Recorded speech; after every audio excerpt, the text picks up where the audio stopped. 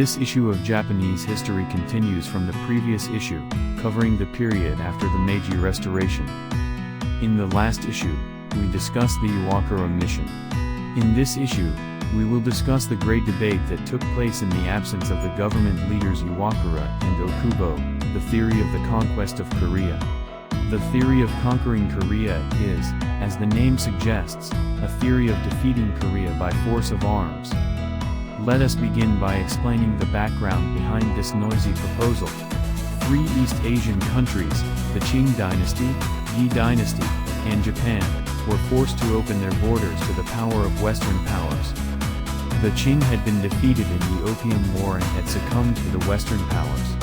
Japan felt a strong sense of urgency that Japan might be the next target, and a major revolution called the Meiji Restoration was born.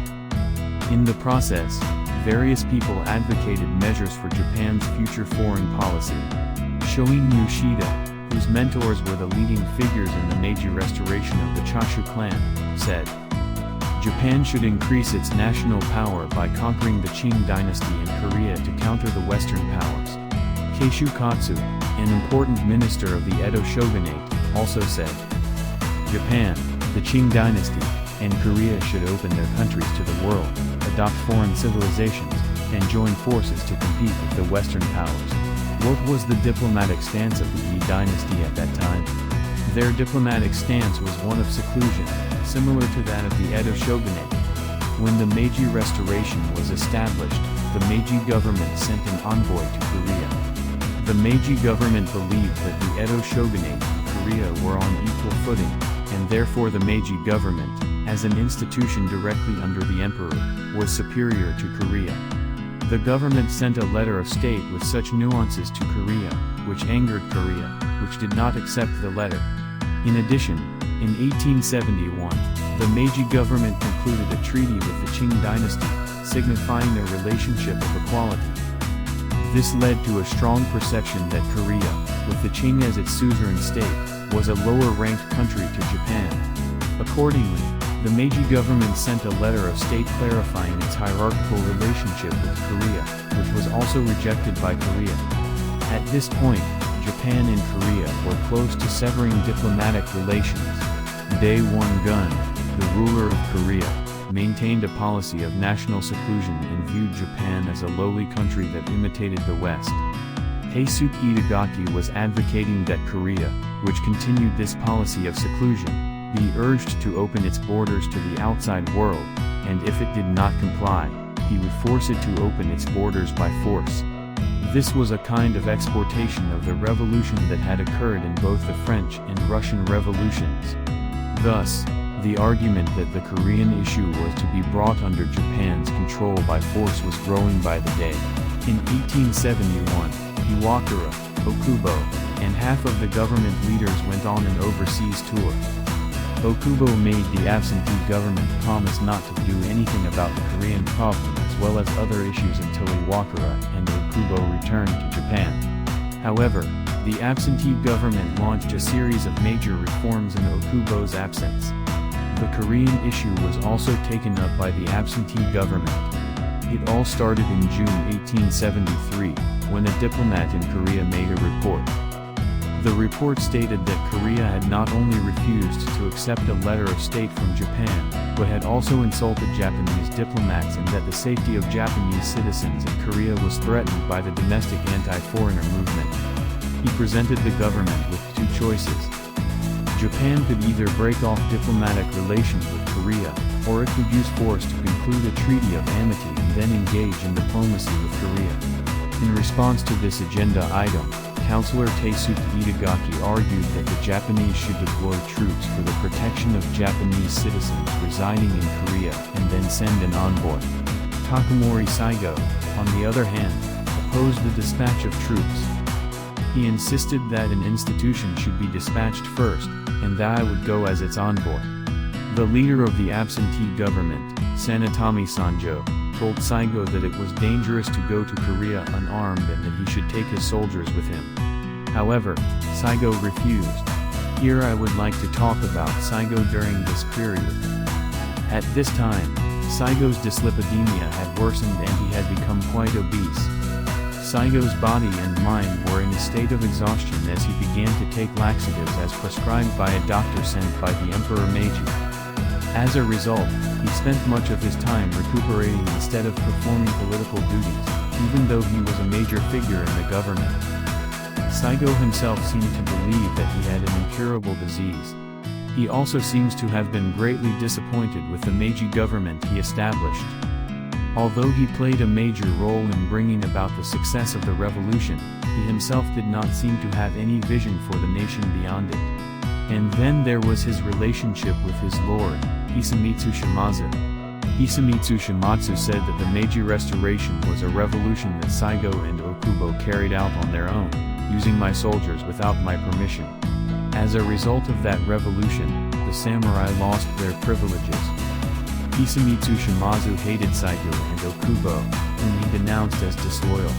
Toshimiki Okubo was determined to ignore his lord's anger, but Saigo was unable to do so. Saigo, who was proud as a samurai, could not abandon his loyalty to his lord.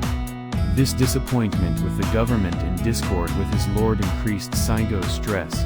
At that time, the Conqueror of Korea argument arose. He was willing to go to Korea. He was going to go to Korea alone, with only a few companions. Sanatani Sanjo, who was in charge of the government, refused to go to Korea because he believed that Saigo would be killed in a high probability if he went to Korea, where diplomatic relations were on the verge of being severed. Saigo also wanted to be killed in Korea.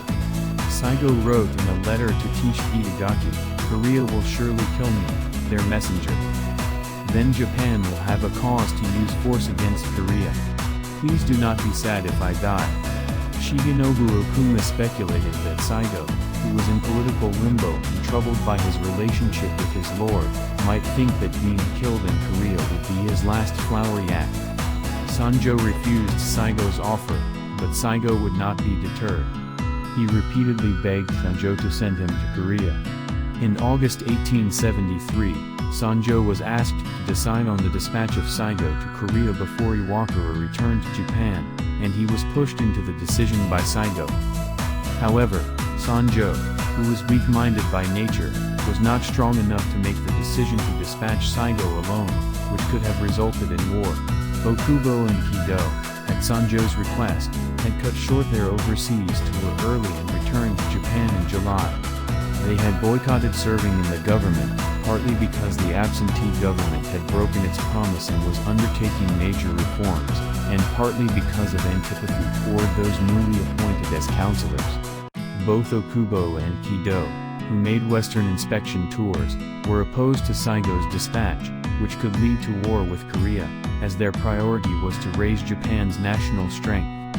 However, counselors Itagaki, Goto, Edo, and others were in favor of Saigo's dispatch, and a poor resolution would have resulted in his dispatch. Therefore, they kept silent until Iwakura returned to Japan. In September, Tomomi Iwakura returned to Japan. Iwakura developed his theory that the priority should be on domestic affairs to enhance national power, and requested that Saigo's dispatch be withdrawn. Iwakura urged postponement of the debate on the dispatch until after both Okubo and Kido had returned to the council. However, when the discussion did not progress at all, Saigo hinted at suicide and requested Sanjo to carry out the dispatch he had decided upon.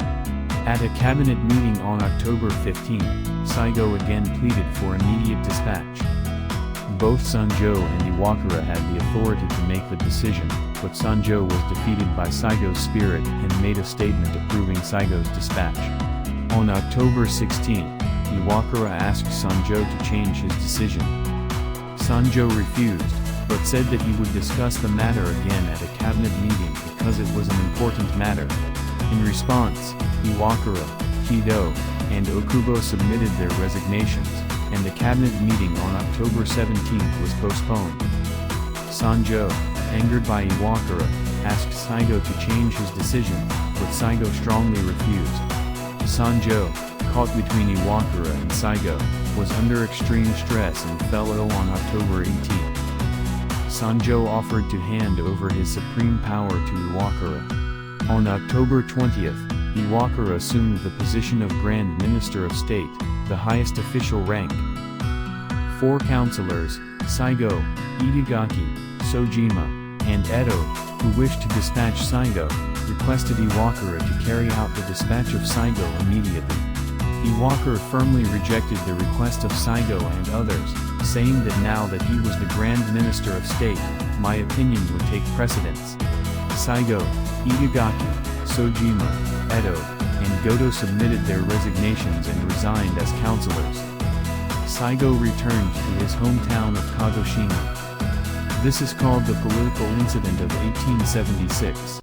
Satsuma-affiliated soldiers who admired Saigo resigned in large numbers and returned to Kagoshima with him. They later became the leaders of the Seinan War.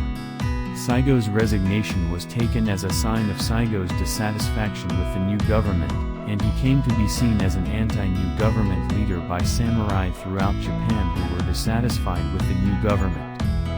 The samurai rebellion began when Saigo and others went into exile. In the next article, I will explain the rebellion of the samurai. If you enjoyed it, please subscribe to the channel and click the like button.